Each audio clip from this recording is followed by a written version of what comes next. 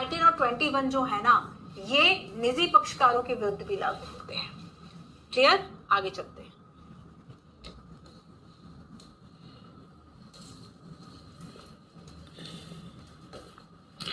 एक क्वेश्चन था संपत्ति के अधिकार। देखो, जैसे कि एक तो 19 में शामिल था संपत्ति का अधिकार, 31 में भी शामिल था। ठीक है, तो 31 में जो शामिल था, इन्हें भी 44 संविधान संशोधन 1978 के द्वारा फंडामेंटल राइट की सूची से बाहर कर दिया।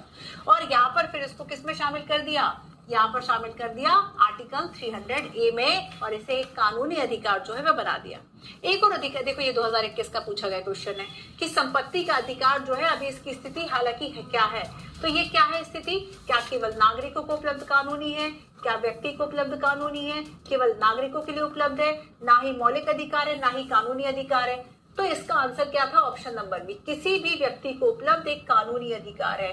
किसी भी व्यक्ति को उपलब्ध एक कानूनी अधिकार है ना। चलो, अब हम एक और अधिकार साथ में पढ़ लेते हैं, जो कि है आपका राइट टू वोट, मतदान करने का अधिकार। सो मतदान का अधिकार संवैधानिक अधिकार है। ठीक है, कुछ लोग ये कहते हैं कि चूंकि एक अधिनियम के द्वारा हमें इस अधिकार को दिया जाता है तो संवैधानिक नहीं वैधानिक होगा, लेकिन यहाँ पर आर्टिकल 326 से अगर हम कनेक्ट करेंगे तो जो ये कहता है कि 15 वर्ष से अधिक आयु के नागरिकों को, ठीक है, जो कि ये कहता है अगर आप भाग इसमें देखेंगे गलत लिखा है, 15 नहीं 18 वर्ष, इसको सुधार लेना बच्चे, है ना।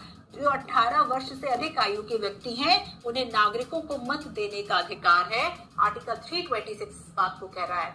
तो यहाँ पर चूंकि 326 में बात की कि संविधान में उपलब्ध है, तो हमने कह दिया कॉन्स्टिट्यूशनल राइट है। ठीक है, लोक प्रतिनिधित्व अधिनियम 1951 ये कहता है कि प्रत्येक व्यक्ति जो निर्वाचन क्षेत्र की मतदाता सूची में है, मतदान करने का अधिकार होगा।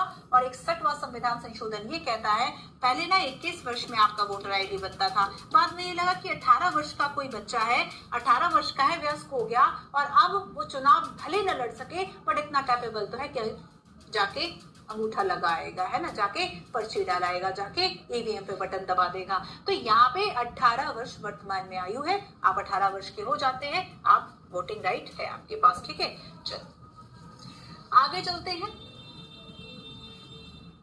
और हम बात करते हैं अब आर्टिकल 20 और 21 की। 19 हो गया, है ना। चलो आर्टिकल 21, आर्टिकल 20 की बात करेंगे अब। बड़ा इंपॉर्टेंट आर्टिकल है भाई, अनुच्छेद 20। अरे हमारे देश में तो जो संविधान है हमारा, संविधान ने इवन दोषियों के भी अधिकार दे रखे हैं, दोषियों के भी फंडामेंटल राइट्स हैं, और ये है अनुच्छेद 20। अनुच्छेद 20 जो है वह क्या कहता है? अनुच्छेद 20 में सबसे पहले है क्या, ये याद रखो, अपराध